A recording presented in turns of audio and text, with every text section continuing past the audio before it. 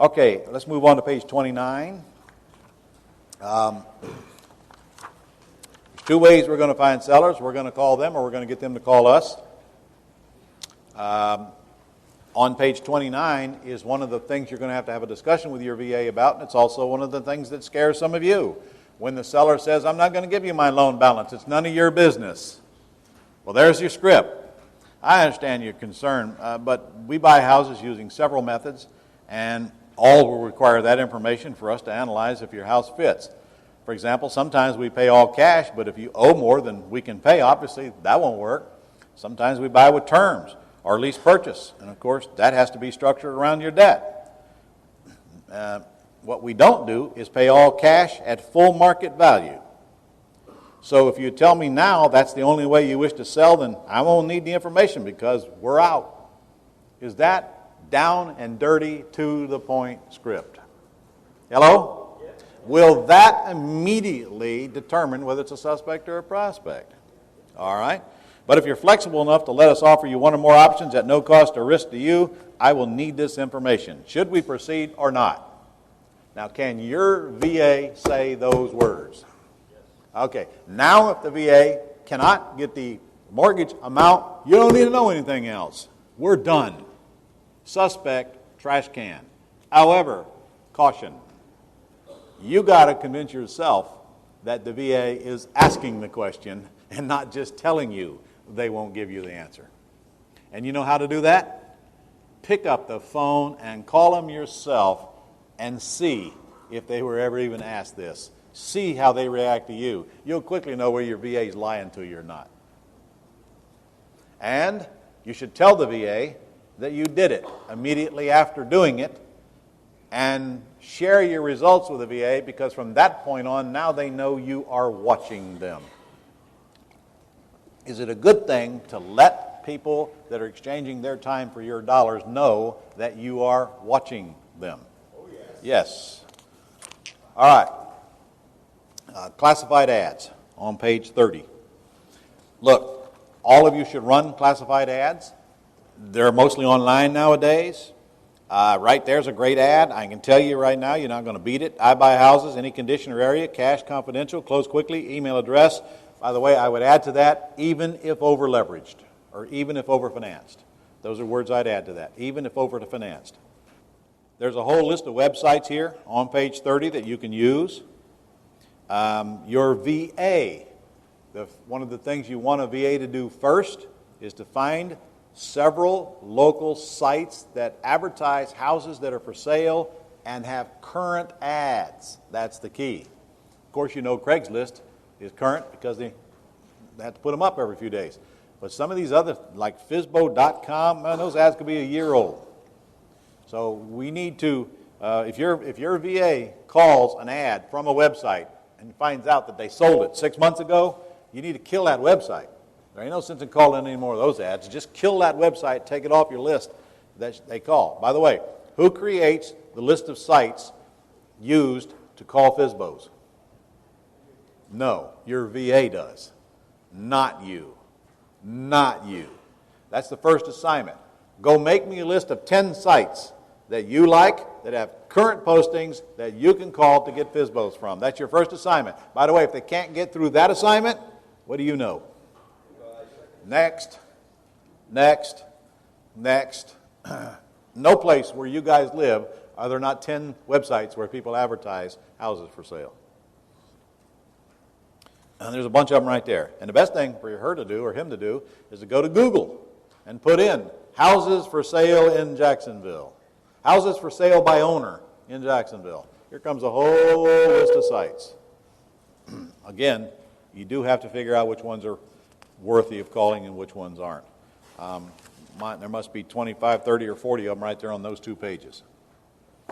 All right. The classified ad, don't get creative, don't get cutesy. Just put the ad in that you buy houses. Don't worry about what the ad says. If it says, I buy houses, and your email address, that's enough. That's enough. Just get the ad in and keep it in. Now, keep ad current, keep it posted. Because the best websites are the ones you got to go keep posting. Well, actually, that's not true when I'm buying houses. When I'm buying houses, I kind of hope they stay on there forever, don't I? because I want to keep them on there. All right. I'd also suggest that you guys put an ad in your regional papers. Every paper you can find that is cheap to advertise, a printed ad, put the same ad in there. Of course, when you're putting your ad in the paper, you want to make darn sure you put your phone number in there as well as your email address. And that phone number should not go to your VA out of your control. You're going to need a phone number to buy and a phone number to sell, both of which you own or you control, both of which are forward. You can forward. That's all you need. You need a phone number with forwarding. You do not need a line coming into your house. You just need a number that you control for buying and one for selling, at least one.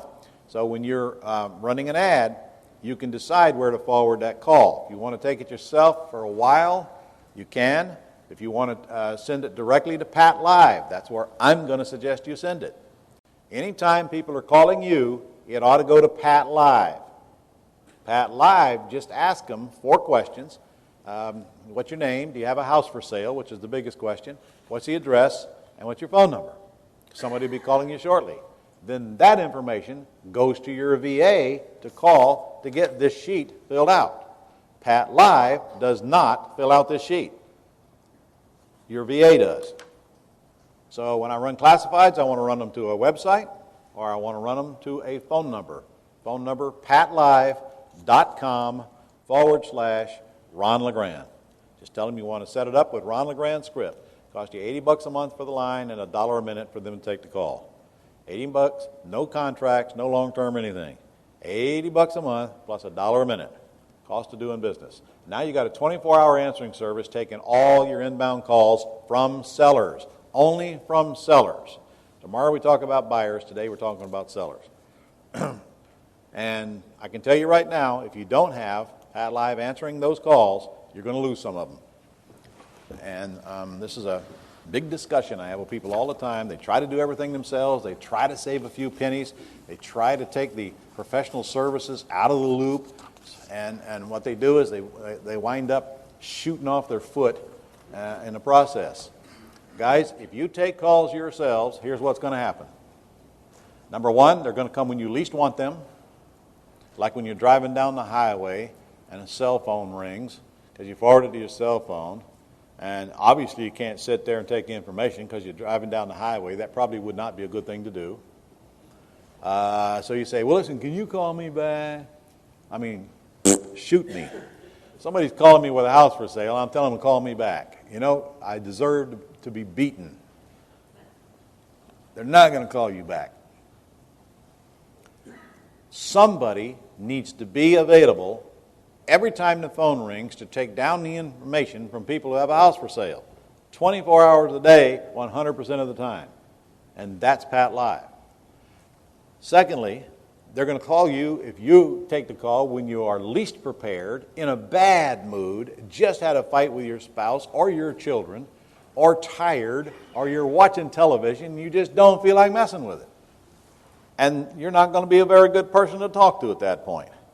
Pat Live is always friendly, easy to talk to, speaks fluent English 24 hours a day. They have a whole floor of people answering the phone. That's their job.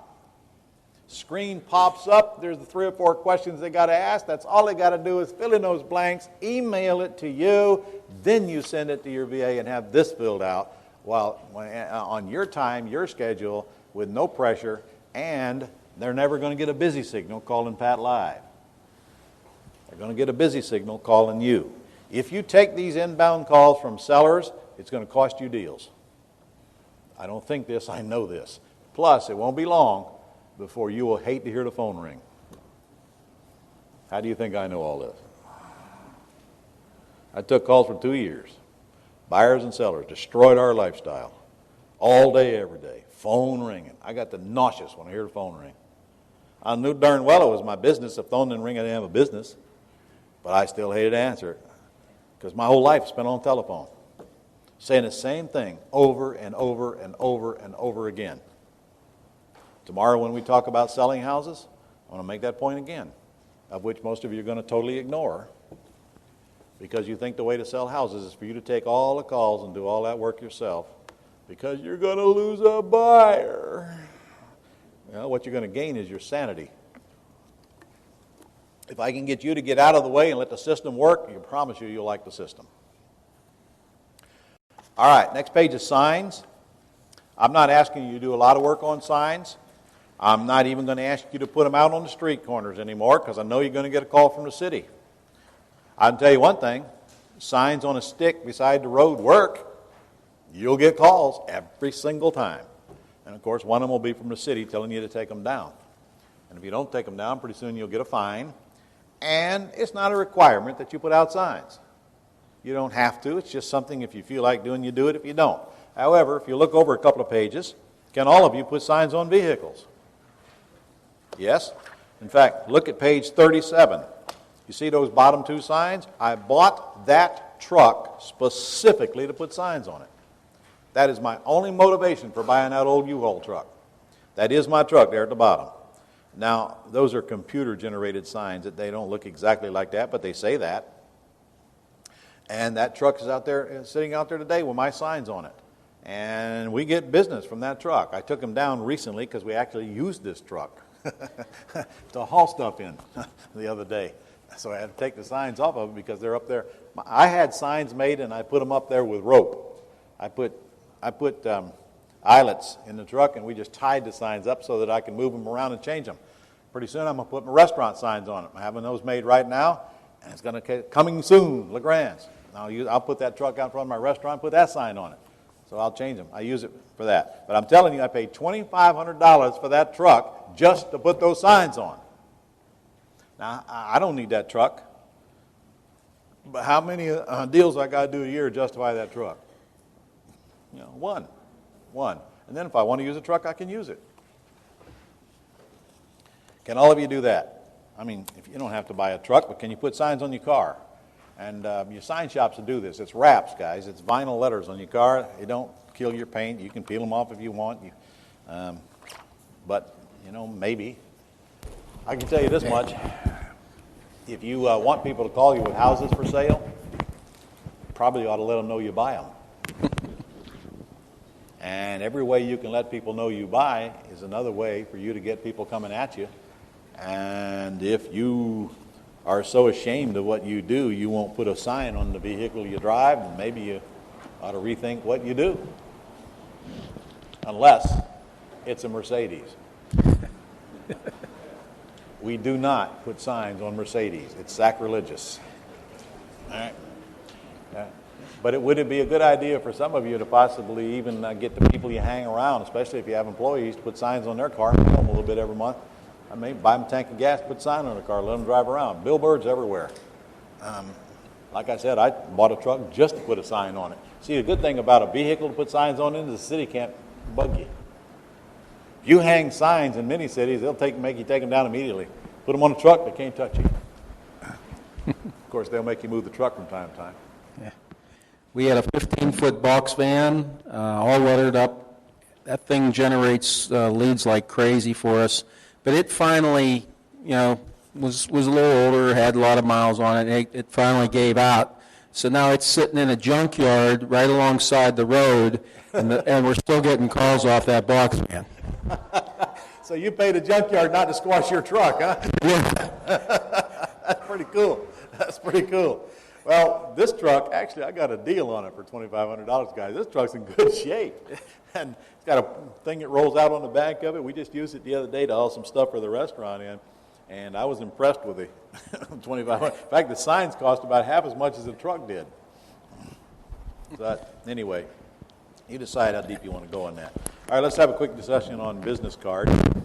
And here's one all of you should do, as long as you use the material in the book to design them. John, did you bring any by any chance? I got a few of them, but not many. All right. My favorite business card is the bright orange that John uses. In fact, I brought this color to the whole business. I'd never seen anybody with this bright fluorescent orange until I started using it back in 1982. This card is the best one that I've ever seen. It works better than anything I've ever seen, and it's gaudy. Yep. And the ladies balk at it from the beginning, but can you see that card from this distance?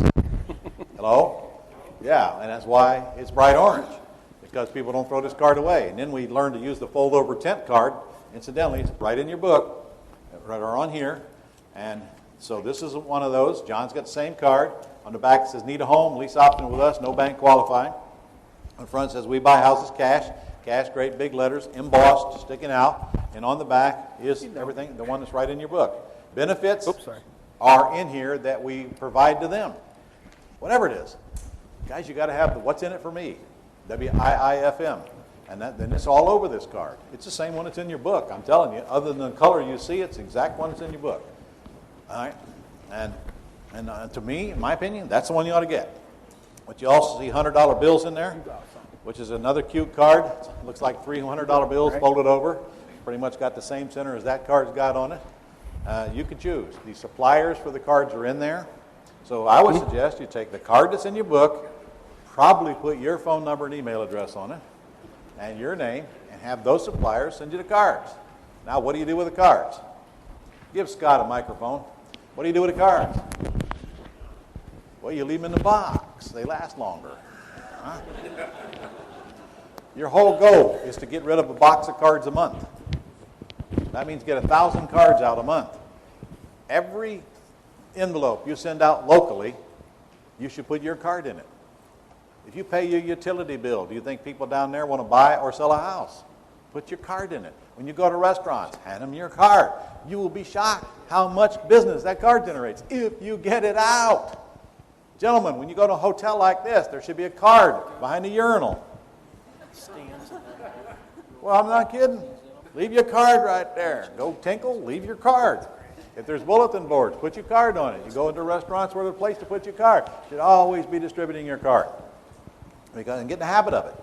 And people that you work with, make them do the same thing. In other words, get rid of the cards.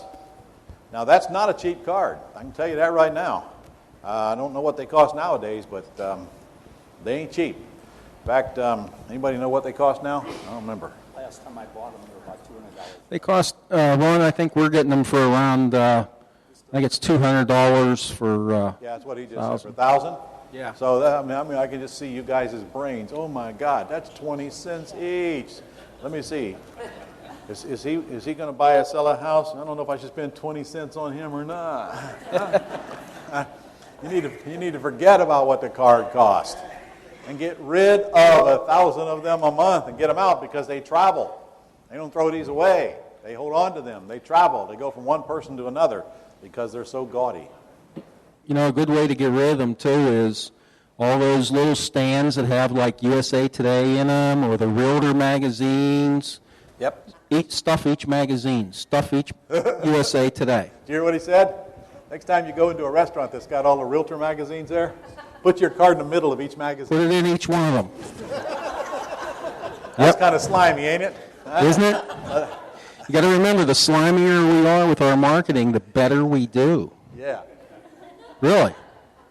Okay, Scott, I want you to tell them about the flyers that we put in the paper. We learned that the newspapers, I mean, I knew this a long time ago, the newspapers will print and distribute an 8x11 flyer for you for a fraction of what you think it costs. So in other words, you want people calling you? Pick your area. Go to your newspaper and get their rules. What is it, Scott, 5,000 minimum? 5,000 minimum, yep. Okay, and you can do front and back, and they do the printing. Who's better at printing than newspapers? They do the printing. You got to lay it out for them. But they do the printing. Okay, and I want fluorescent paper if possible, not plain old white. Remember, it's got to stand out. Okay, what's it cost, Scott? I'm just trying to think that it was, it was probably $200 or $300 for 5,000 of them. $35 per 1,000. Where is that? Times Union. Okay, hear what he said? $35 per 1,000 times 5. So it's $175, pretty much. Is that right? $175 to put out 5,000 flyers in an area that you want to buy houses. Are you kidding me?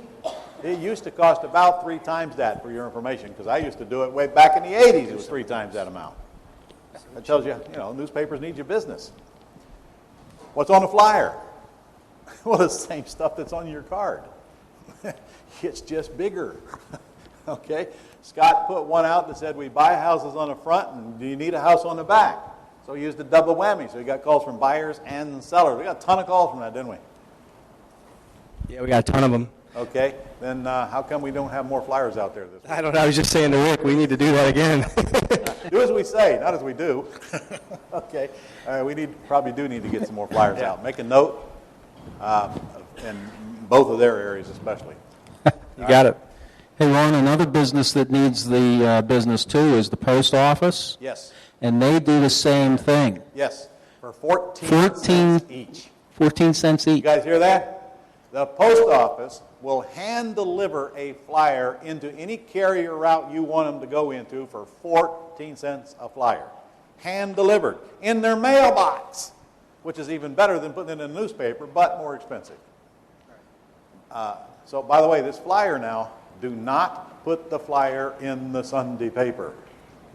Put the flyer in the Tuesday paper, where there's nothing else in there to compete with it. And make it gaudy. The gaudier, the better. You guys got it? You will get tons of calls. Now, if you're putting a flyer out that says, I buy houses, where's the call going? Bad Live. Bad Live. We'll talk about the call for the other side tomorrow when we're selling houses. So is that enough to keep you busy finding all the deals you want? Yes or yes? Okay? If you don't do anything but have your VA call FSBOs, are you going to find all the deals you want? Say yes, Ron. All right. Okay, guys, there's a PAM chart. This is a brand new PAM chart, the property analysis matrix that the Ioannidis fixed for me. This one's got the acts on it. You guys probably ought to pick this up until Nikki runs out back there. Look here. Here it says, here's the problem, here's the potential solutions, and here's the exit strategy for each solution. Pretty good, sexy chart for you. All right, we're back. I want to start off by knocking these questions out, then I'll ask the audience for some more. How much do you pay for acquisition people? Well, I think you mean how much does Scott cost? And I'm not going to tell you what I pay Scott, but I pay him a small monthly fee, and I pay him a commission based on the deals that he does. I'll tell you that. I pay $2,000 to get a house bought and sold. Okay, but that's split between the person who sells it. Scott gets a good chunk of that. And I pay $500 for the sale, and Scott gets $1,500 for the purchase and the sale, and making sure everything is done right because he's running the show. But sometimes he has to give up part of that to either get the purchase or the sale done. So it's going to vary. But I pay $2,000. All you need to know is I pay out a total of $2,000 per deal. And that includes buying and selling. And I do not pay until it's sold. I do not pay out money until I receive money. How do you think I learned that? Now, but remember, when I'm selling houses, I'm not cashing out of them. Selling houses is lease optioning it out. Pretty simple thing to do. So it's only usually a few days between buy and sell. How much do you pay our salespeople? I just told you. How much do you set aside for expenses? Everything that's left. How much of the deal do you, the investor, get? There's no way. That's going to depends on how much you get on the deposit.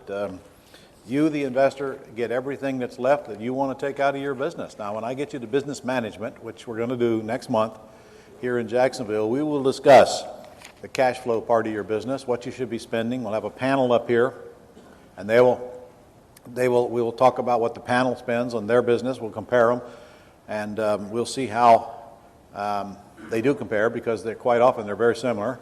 We'll have some doing more business, some doing less business. And the first thing I'm going to teach you in business management is to pay yourself first, because that's something that most people do not do.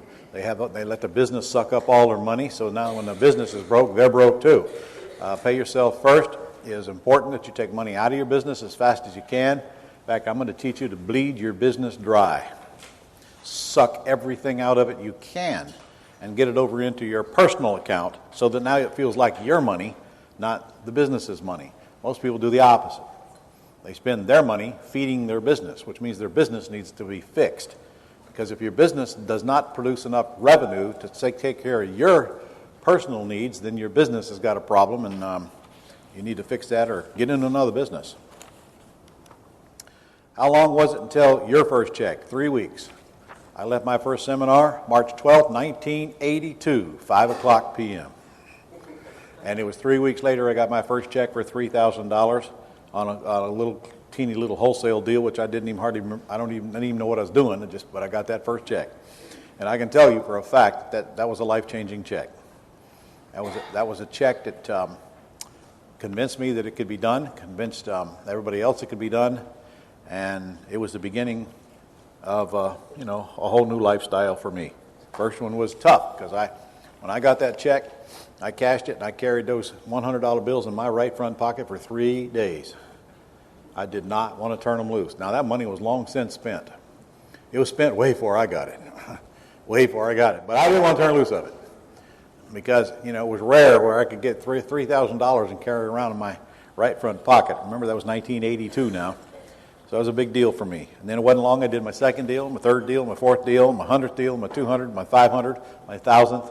And today, I'm not even really a part of these deals. I have very little input in them. I do okay whether Scott buys or doesn't buy the bank-owned properties. I have nothing to do with his axe deals. Is that right, Scott? Huh?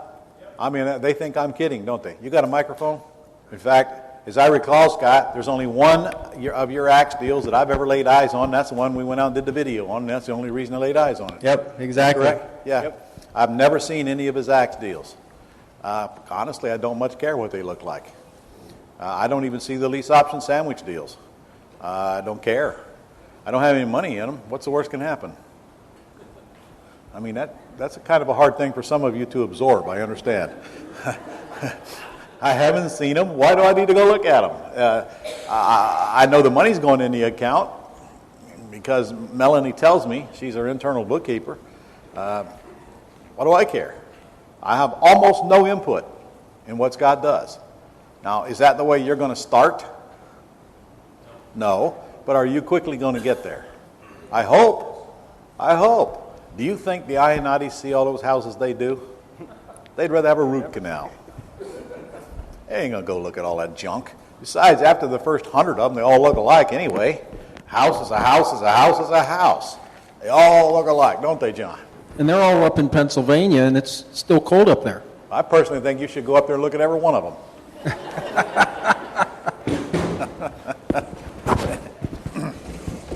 As far as the REOs go, come on, guys, if you'll get tapped into Listing Book, here comes the listingbook.com. The realtor has to sign you up. Here comes all your REOs every single day. Here's a picture of the house. Here's what they're asking. Punch the picture. Here comes up all the information, days on the market, everything you need. Here's the pictures of the house. Punch that up, and you can see all the pictures. Sitting on your fat ass at home. I mean, we actually used to have to go look at the houses. We don't do that anymore, do we, Scott?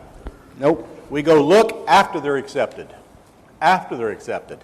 And then put up the deposit after we go look. And sometimes they don't look like they did in the pictures, so Scott tells the realtor, man, this is a piece of crap. We don't want it. And guess what? They understand. Because we ain't the only one sitting on our fat ass making offers off a listing book. They get it. They get it. That is really what we do. I used to have to go ride around, look at 50 houses, make all these offers and do all this work. Golly, I'm so glad Gore invented the internet. Okay, how long was it until your first... Oh, I just answered that, didn't I? How much was your out-of-pocket expenses before your first check? None, because I made an offer through a realtor that got accepted, then I flipped it. In a sandwich lease situation, if it becomes evident that I made a mistake in buying this property, can I easily get out of this deal with the seller? The answer is yes. Am I guaranteeing the debt? The answer is no. Your entity, however, is signing on a lease, which in effect guarantee the debt. But what do you think the seller is going to do if you just tell them, I want out of this thing? They're going to say, okay, send me the lease back. Could they sue your entity? Yep. And what should be in your entity? air. So worst case, you give them all the air that's in your entity and go do another one. Can Scott give us a list of common objections and answers? Yeah, when we get to it. You don't have to. They're all in the book. But we will talk about that more. Why do we tell the seller they can approve the tenant buyer? Because that's the right thing to do, because we're putting somebody in their house. Don't you think they ought to have some say-so in it? I do. But the good news is they don't care. Scott, how many times have you actually had the seller give you any crap about tenant buyers you want to put in their houses? Not one time. Not one. How about you, John? You've actually had one, haven't you? Yeah. Yeah? Yes, we've had one. But in most cases, no. But our attorney actually advised us the more we can do to put it on the seller, the better. Because if the seller has looked at everything and agreed, yes, I agree to put this person in my property, if we have to go to court for some reason, it is looking better that... Yeah, which then also comes down to the documentation that's so Absolutely. aptly provided to you in this course. Yep. That I didn't just pull out of my butt. There's, attorneys are involved in this stuff. And, it's my job to help protect you. And we're doing that for you. And, of course, the more you get documented about what you disclosed and the more they sign off on it, the less problem you're ever going to have. And the next question was, would you do the same thing with owner financing in Texas? Yes. Look, if I'm assigning my contract, I believe the person that is on the receiving end of that has the right to approve whoever I'm putting in their house, whether it be a sale or whether it be a lease purchase. Could I get away by not doing that? Most certainly.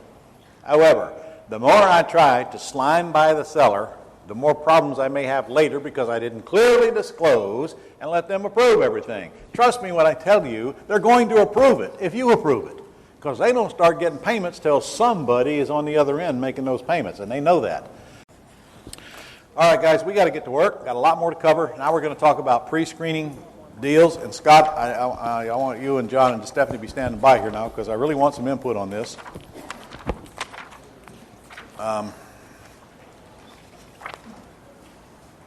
And during the pre-screening, Scott, I actually want to talk about some real deals, so I hope you're getting them separated back there. All right, on page 42. Well, first of all, I was going to pass around for questions. Do we have questions in the audience? Questions? Is that a hand back there? Hey, John, I forgot to ask you. You getting a pension from the factory? Yes, I am. Look at that. Something to fall back on, huh?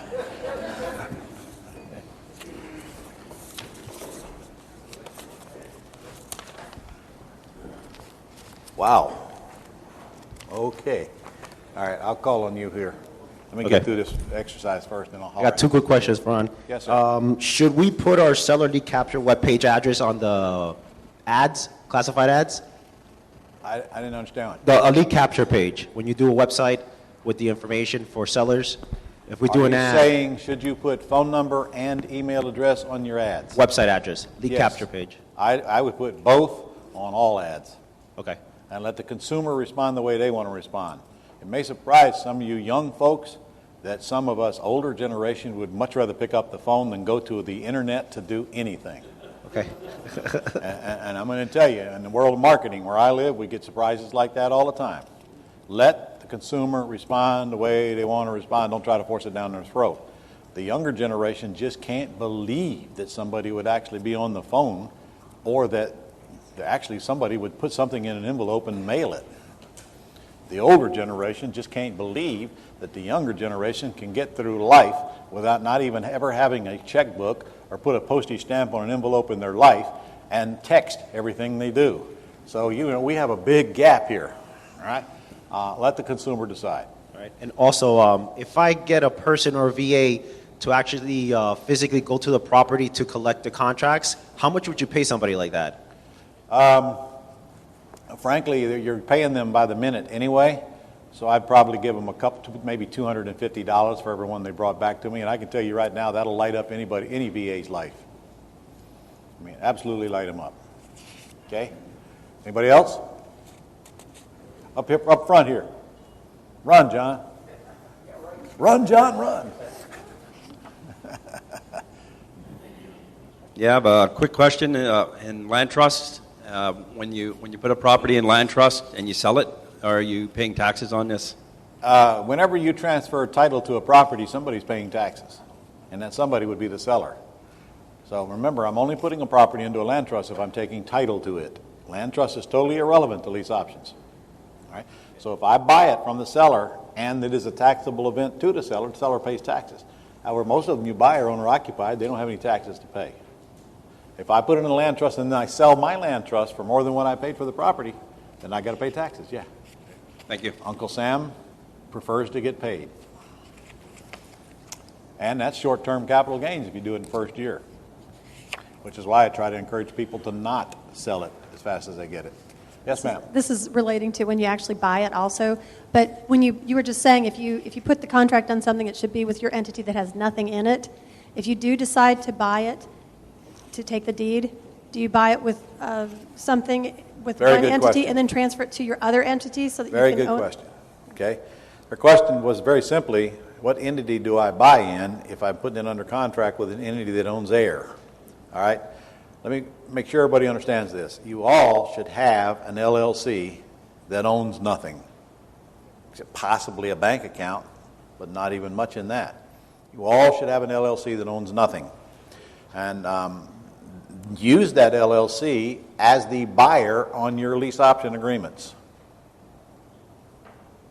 And then if you decide you want to take title to it, remember, any agreement that you create is assignable. You don't need anybody's permission. It's already built into all the agreements.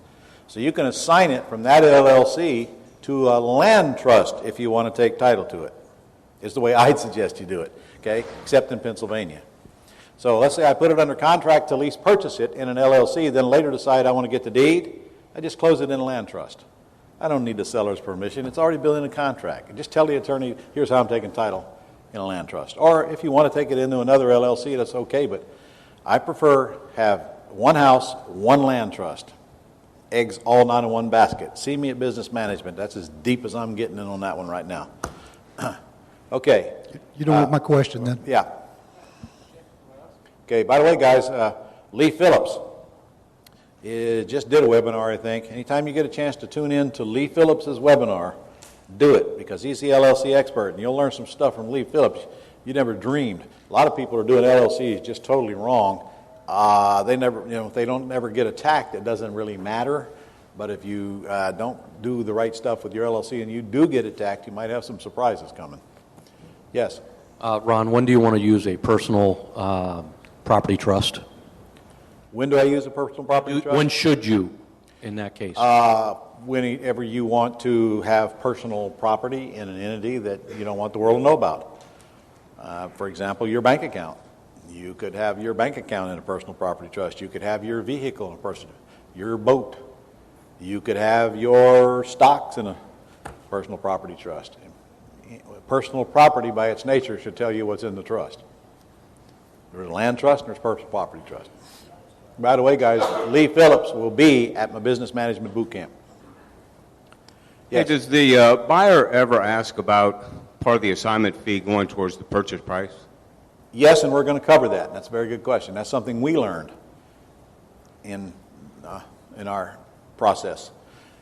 One more thing before I forget it. Nikki, did you bring a form to put the people in the mastermind meeting that aren't in it yet? Okay, get it. Guys, we got a mastermind meeting coming up in Jacksonville in June. It's free to all boot camp grads and to all masters. And Lee Phillips will also be at that on the third day. And I don't remember the days, but Nikki, it's on the schedule back there. Yes? Yes, Ron. Concerning the LLC, and my question goes back to Equity Trust and my Roth. Uh-huh. I want to acquire the property in that LLC. Yeah. And how am I going to do that with I only have air in there when the LLC is actually associated with my Roth?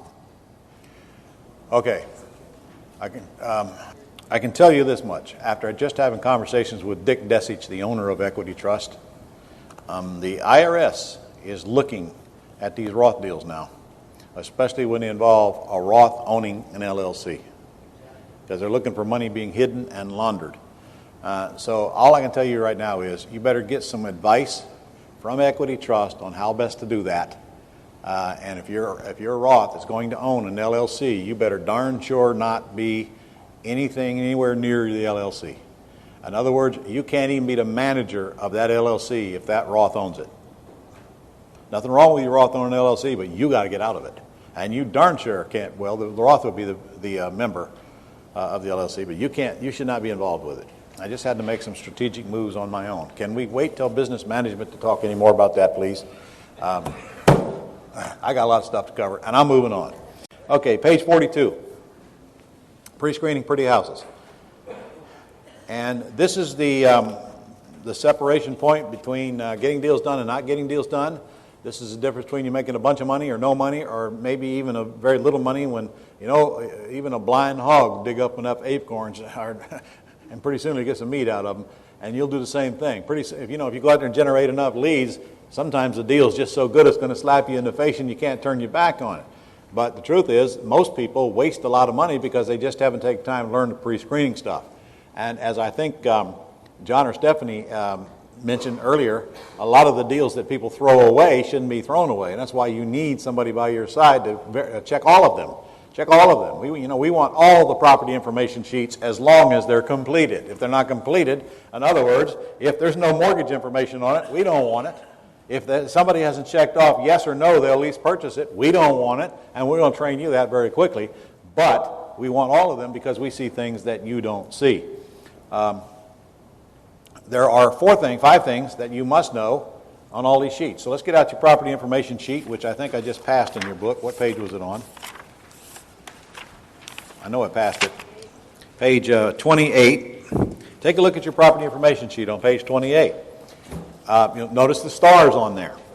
All right? For those of you who are on the call, you know that we got to have the stars filled in. And if the stars aren't filled in, you don't have enough information to pre-screen your prospect. The stars must be filled in. Plus, down there in the middle, in the 3 blocks, where the script is now, we must have the answers to the questions, yes or no. The first question, either in the middle section or the section to the right, must have a yes or no circled if it's applicable. For example, if the house is free and clear, which you will know by asking the seller, won't you? Yes? Yes. All right, look at the block on the right. It says, if the house is free and clear. That means if it's free and clear, that block applies. And you ask the following question, or your VA does. Will you consider taking monthly payments for your equity? Yes or no? One of those must be circled. If one of those is not circled, your VA needs more training, or you do. One of them must be circled if it's free and clear. No exceptions if it's free and clear. Okay? Now, if the answer is no, it says right underneath that, would you consider a lease purchase, making us responsible for all of your repairs? So, real simply, if the answer is no to I won't owner finance and no, I won't lease purchase, what have you just discovered? You have a suspect. You're done. Do you know you don't even need to know the rest of the crap down at the bottom? Now, your VA is going to get all that crap filled in anyway. But you don't, if you're the one calling, you don't even need to fill in the bottom if you don't get past the middle. If I can't buy it with owner financing and I can't lease purchase it, what is the only other way I can buy a free and clear house? All cash. So if the seller is asking $200 and it's worth $200, what do you think the chances of me buying it for all cash? Like nothing, zippo, nada, because they're asking retail and I got to buy it way down at wholesale for all cash or I'm not even remotely interested. So before I go any further, is everybody clear on that? If I can't owner finance it and I can't lease purchase it and it's free and clear, it is dead. The horse is dead. Put it down, put it under. It's over, it's over, it's over. So, when these sheets come at you, and there's no yes circled and there's no no circled, where does that leave you? It leaves you in a cloud, trying to figure out what to do next. And you can't figure out what to do next because you don't have the proper answers to the questions to guide you to the next move. So must have yes or no circled. In the middle, if it has a loan on it, it says if the house has a large mortgage, you ask, if we can agree on a price and we accept all responsibility for future repairs, would you consider a lease purchase? If the answer is yes, we may have a deal. If the answer is no, we have nothing. Nothing. Nothing. We're done. Just that fast. So if these things come at you and the answers are there, can you see why you could sit here and take 15 of these babies and go through them in a nanosecond and separate the suspects from the prospects? Just with the conversation that we just had. Hello? Yeah. Okay. But if you don't get the yes or no's, you're studying and you're studying and you're studying and you're looking back in the manual, what do I do next? And the answer is nothing until you get the yes or no. And, you know, I don't know why I didn't create those blocks for you earlier. Just never occurred to me. But with this sheet, an idiot could pre-screen a prospect if they understand what to do with it when they get the yes answers. All right, over on the left, if asking price and the loan balance are within $35,000, will you sell a house for what you owe on it? Okay, and it's got to be a yes or a no, but only if the loan balance is close to the asking price. So I'm either going to get an answer to the one on the left or I'm going to get an answer to the one on the middle if there's a loan on it, and I'm okay with either answer. I'm looking at one, by the way, that Scott just brought me, the one that you brought in. It's got yes, they'll sell a house for what they owe on it, and yes, they'll lease purchase it. Okay, do I even need to look at the top to know I probably got a deal here? Hello? Hello? All right. So when I'm going to pick this thing up, first thing I'm going to look at is, do I have a yes here? Do I have a yes there? Because if I don't, there's no sense of me even looking at the top or the bottom. Now if I get a yes or a yes, then I'm going to look up here and see the numbers, which we'll do live here in a few minutes, because these are your deals right here. All right. So I need to know the ARV. So look at your upper right-hand corner. You'll see it says the asking price, seller's estimated value, and your comps. Okay? The asking price that the seller's asking can only come from one place, and that is the seller. Guys, you must get an answer out of the seller. What do you want? You must get the answer, because you cannot pre-screen the deal till you get the answer.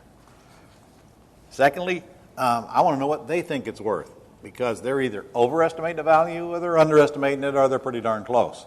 I want to know where they're at. And then thirdly, your comps. Your comps come from doing comps.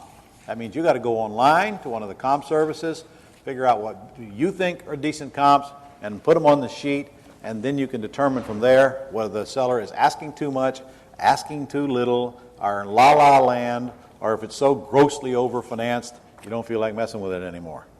You must get those answers. And then in the middle block where the loan information is, there's a star there. If you do not get the loan balance from the seller, there's no place to go till you do.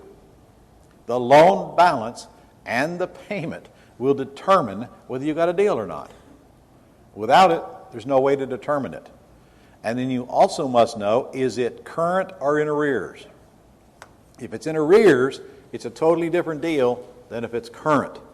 If it's in arrears, we're going to ask ourselves, is it so far in arrears, it totally eliminates X. In other words, if there's a $1,500 payment and the guy's 6 behind, I know there goes $10,000 right there just to bring the payments current. So even if I go get an assignment fee, it's all got to go into payments. There goes my profit. There goes my deal, most likely.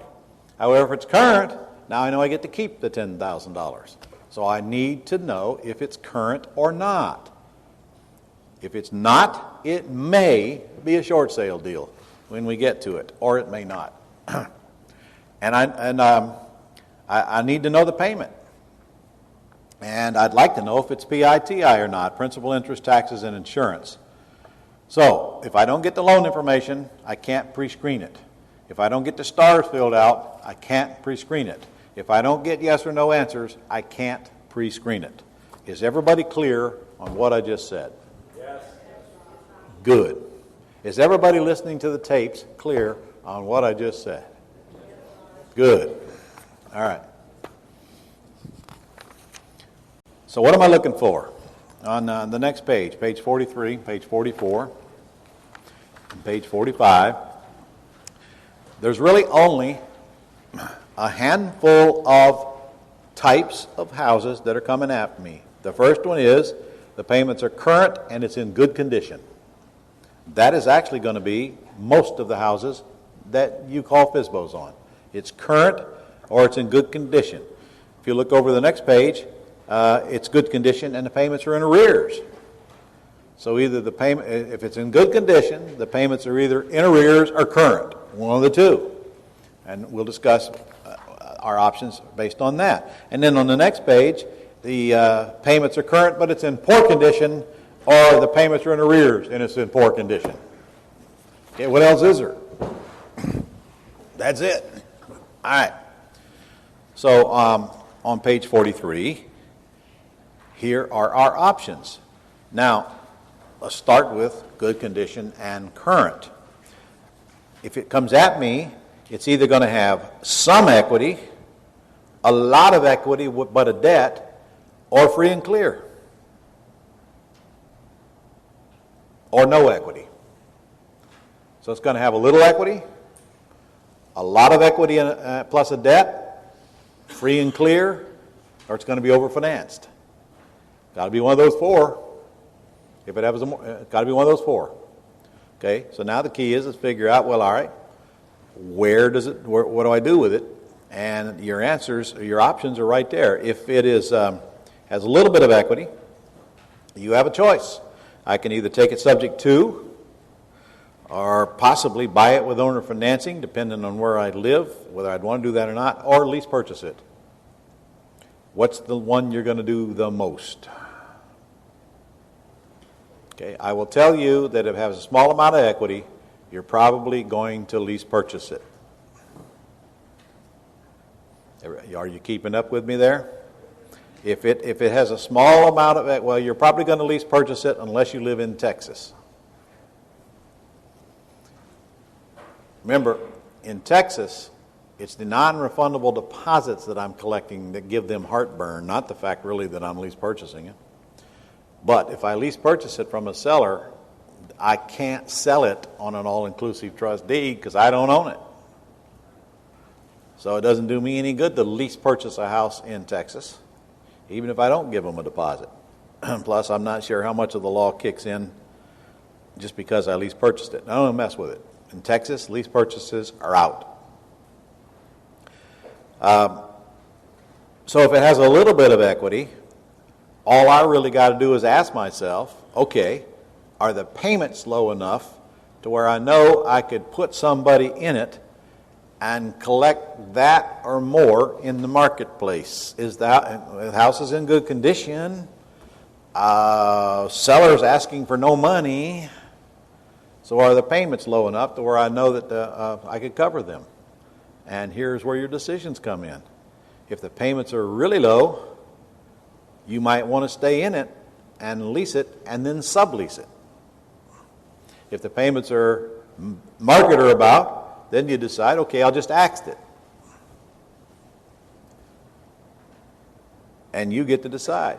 Some of you will decide to axe everything because you just don't want to stay in it. And I don't really care. Whatever your decision is the right decision. Even though you might get a monthly spread in it, you'd rather not be bothered with it. You'd rather get your check and run. Your choice.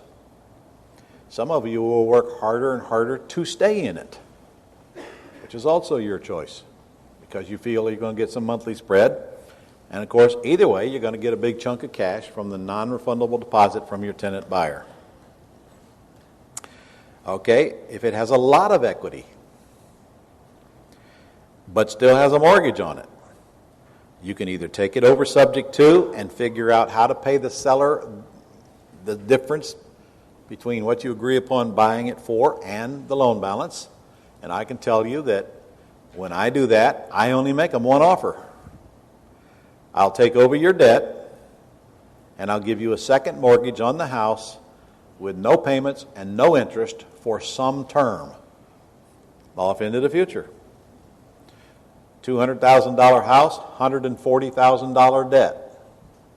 Seller will not give away the 60 grand, but they will sell it for, say, 170. I'll take over your 140. I'll buy your house. I'll take over your loan. I'll give you back a second for 30. No payments, no interest, 5-year balloon. Now, when I sell the property and cash out of it, you'll have to collect your 30, and your 140 will be paid off. In the meantime, I make payments on the 140. That's the offer, if you choose to offer that. If you want to own the property, you offer that. If you don't care, you could offer a $170,000 lease purchase just as easy. In fact, easier, couldn't you? Is it easier for you to explain a lease purchase than this taking over the debt subjects to tough and giving them back a second? What do you think? All right. Do you accomplish the same either way? Well, the answer is yes and no. You control the house either way. You have the same amount of equity either way. But, guys, there are going to come times when you want to own the house rather than lease purchase it. What's the downside of lease purchasing? Well, there's a couple actually. Number one, when I lease purchase a house, I cannot depreciate it. There's no tax benefit there. I can write off my rent and I can claim my rent coming in. It's kind of a wash or whatever, but I don't have any depreciation. Number two, when I lease purchase the property, the deed's still in the seller's name. And that means when I get ready to cash out of this property, I've got to deal with that seller. And I may not like that. If I can get around that, I might take it subject to. If I take it subject to, the seller deeds me the property, and if I owe them a second mortgage, I can give them back a second mortgage, my LLC does, or my land trust does, and I will never need to see them again. I don't have to chase them down to get the deed. I've already got the deed. If I lease option it from them, though, you've got two choices. You can either hope that you don't have a problem getting the deed when it's time to pay them off, or you can force them to put the deed in escrow with your attorney with instructions to record the deed when their loan is paid off. However, that does not come without a caveat. And you should know this. If you get a deed from a seller and then they die, that deed is worthless. That deed is worthless. If the deed is not recorded before they die, you're going to have to go get the deed from their heirs now to be able to transfer title. So, what that means is, if you want to lease option properties, you better hope your sellers stay alive. Now, I would much prefer that you get a deed, signed then, put in your attorney's escrow account so that you have it regardless. It doesn't cost any more to get it than not get it.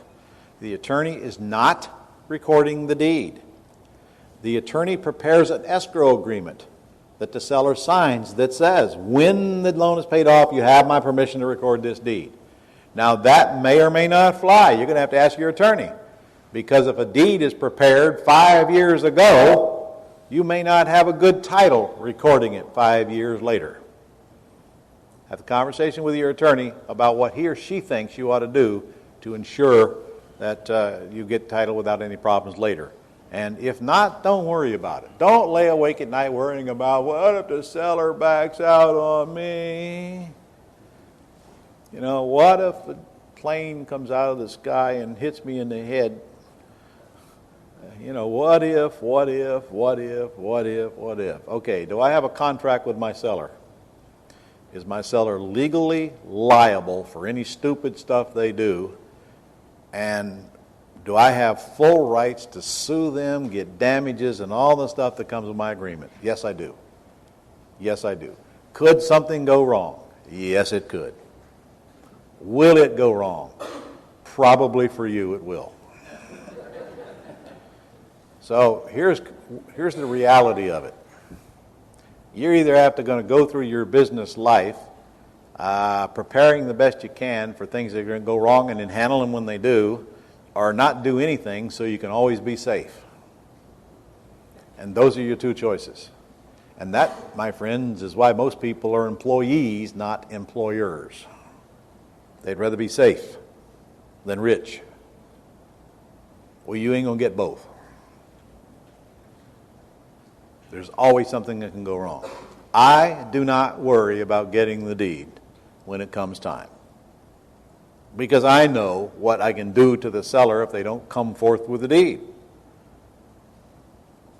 I do not worry about buyers or sellers keeping their promises, because if they don't, I have got the documentation in place to enforce my rights. All right, so back to the point. When you got a chance to get some free equity, you're going to have to decide, do I want to own it, or I'm okay with lease optioning it. Now, of course, it's not all your decision. The seller's got to agree with your decision.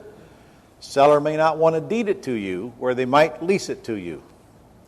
Seller may not want to lease it to you. They'd rather sell it to you. So the seller has a lot of input on that, and you're going to follow the seller's lead. Now look at it from your point of view. It depends on what state you're in. No matter what state you're in, when the deed transfers, somebody's paying closing cost. In some states, that is onerous. Large amount of money, like Maryland comes to my mind, 3% of the sales price just for transfer tax. So if I got a $200,000 loan on a house, my goodness gracious, there goes $6,000 just to transfer ownership plus the other cost. Guess what? I live in Maryland. We're lease optioning, because I'm not paying $6,000 to transfer that ownership. We're lease optioning. Okay, let's move down south and let's come to Georgia. You know, transfer tax, a case of Budweiser. I mean, almost none. So if my closing costs are horrendous wherever I live, I'm probably going to be prone to doing lease purchases more, and I'm not willing to pay the price to get the deed. If my closing costs are small where I live, I'm probably going to be working harder to get the deed, so I have total control of the property and depreciation. Are we clear? Clear. All right, good. Okay, and now if we have no equity, the house is financed 95, 100% or more, what is your path, most likely? It's probably ACTS, A-C-T-S. Again, however, I would caution you, though, do not let it get away until you at least ask yourself, is this one I probably should maintain control of because I can get some nice monthly cash flow out of? And what will determine that in your mind? The answer is the difference you think you can achieve between the rent coming in and the rent going out. If it's enough to make you interested in staying, you stay. If it's not, you don't stay. That's simple.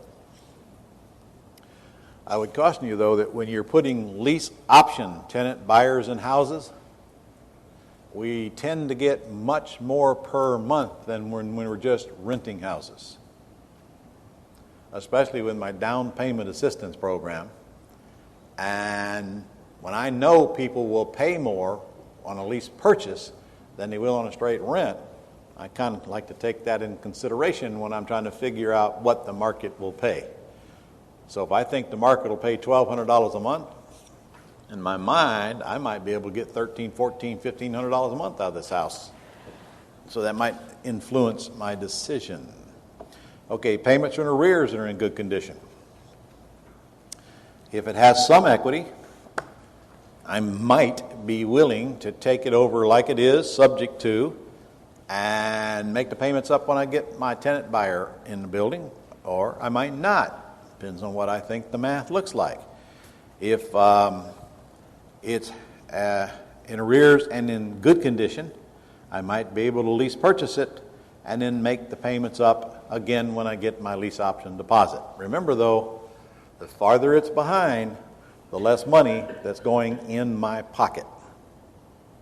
So when somebody comes to me and they're a year behind on their payments, is a lease purchased immediately out of the picture? Yes. Yes. Is taking it over subject to immediately out of the picture? No.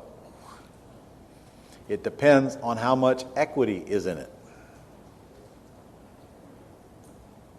If I've got a $200,000 house and a $120,000 loan, and I've got a $900 a month payment, and it's a year behind, who says we buy it? We buy it. We buy it. We don't let $80,000 worth of equity go by just because they're a year behind. On the other hand, if I lease purchase it, well, I might choose to lease purchase it too. In that case, sacrifice my front-end profit to get to the back-end equity. But I'd rather buy it. And I'll tell you what I don't like about lease purchasing that property. If they're a year behind and I lease purchase it from them, are we going to probably be a year behind again in the near future? I don't know. I can tell you if I did lease purchase that property, I would insist that I make the payment directly to the bank, so it might not be an issue.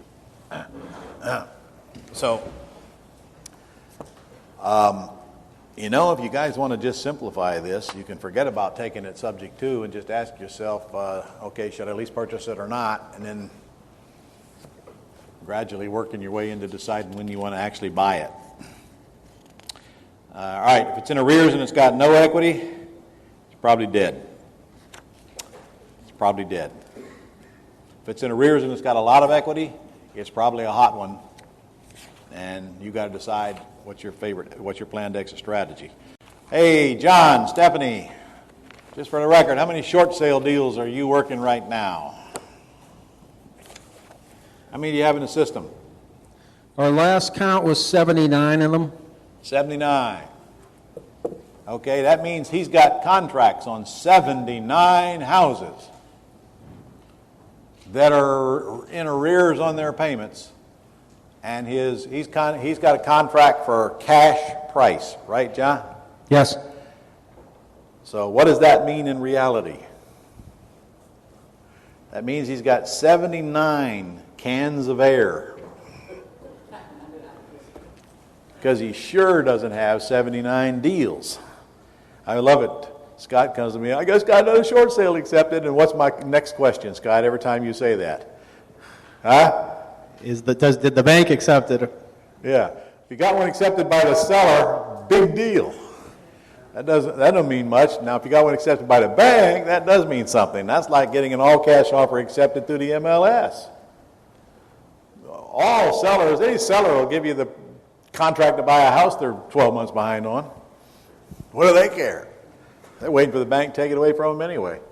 All right. John, out of that 79, how many of those do you think are actually going to get accepted on what you're willing to pay? Probably 7 to 10. 7 to 10. So about 10%. So if I'm going to be in the short sale business, we're going to play those odds. We got to have a bunch of them in the system to get a few of them accepted. Now, Scott's working short sales. In fact, we just got one, didn't we? But it was a little different, guys. This property was listed in the MLS as a short sale.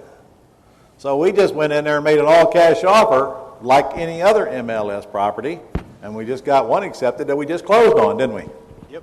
Huh? Yeah, we did. Okay, what's the ARV on that property? 85. 85, and what did we pay for it? 25. 25. See, that's my kind of short sale. And I can assure you the loan balance on that thing was 80 or above. I think it was 120. Well, that's above. All right. So bank took a big hit on that, didn't they? All right.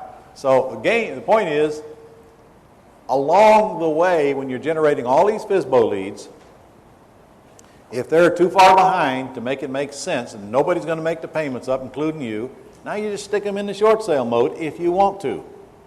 That means you just get a contract on them, have somebody go do the short sale for you, relax, forget about the property, wait till they get through all that garbage, and then maybe you'll get a call one day and say, hey, the bank's accepted your offer. And now you only want to do that if you intend to come up with the cash to buy the house. So guys, let me make this perfectly clear. If you're going to be in the short sale business, you should be prepared to close on the property or don't even bother making the offer.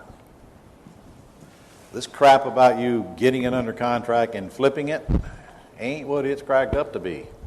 Banks are changing the rules. If you put it under contract, they expect you to close it in that name. And I'm not saying you can't, but you are going to do a double closing. You're going to buy it, and then you're going to sell it. If you got the buyer lined up before you have to close on it, and you simultaneously close you can probably pull that off. But when they accept your offer, you're not going to have that long to close on it. So making all cash offers on bank-owned properties and doing short sales is a game of cash. So if you want to get private lenders and get the money lined up, as you should, to buy those properties, that's great. Has nothing to do with what we're doing here today, but determining whether you want to put short sales in or not, offers in or not, does have what we're doing here today, so it's certainly applicable. All right, let's move on here. Payment's current, but it's in poor condition. And you're going to run across a bunch of these. In our experience, not the majority. And then I guess that kind of depends on what the definition of poor condition is. All right.